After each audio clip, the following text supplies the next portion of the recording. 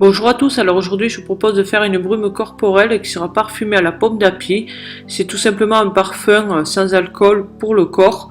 C'est une recette très facile à réaliser, donc si ça vous intéresse, bien continuez à regarder. Alors je vais préparer ma brume directement dans ma bouteille. Alors elle fait 100 ml et j'ai dosé 49 ml d'eau de source. Vous pouvez la prendre filtrée mais pas directement du robinet. J'y ajoute 40 ml d'hydrolat d'immortel, c'est-à-dire d'hélicryse italienne. Alors vous n'êtes pas obligé de mettre celui-là déjà, et vous pouvez ne pas en mettre du tout. Donc à ce moment-là, vous mettrez, vous mettrez de l'eau, et donc vous mettrez un total de 89 ml d'eau. Si j'ai mis cet hydrolat, c'est parce qu'il a des propriétés circulatoires, donc il est utilisé en cas de jambes lourdes. De plus, il est inodore ou presque. Après ça, j'ajoute 7 ml, soit 140 gouttes de dispersant soluble.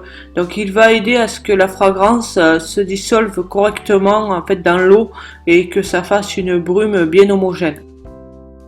Puis j'incorpore la fragrance, donc j'ai choisi la pomme d'api, ça sent tout simplement la pomme verte, je trouve que c'est frais, c'est agréable pour l'été, j'aime beaucoup cette odeur. C'est une fragrance qui est très concentrée, donc là j'en ai mis 64 gouttes, mais vous pouvez en mettre moins, et vous pouvez également choisir une autre odeur que celle-ci. Cette recette c'est une base, vous pouvez très bien choisir un autre parfum.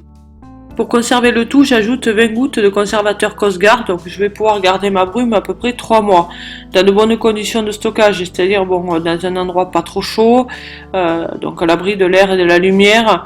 Là, la bouteille est teintée, mais moi-même que les bouteilles soient teintées ou les pots, je garde toujours mes préparations made dans un placard, au moins j'ai pas de soucis.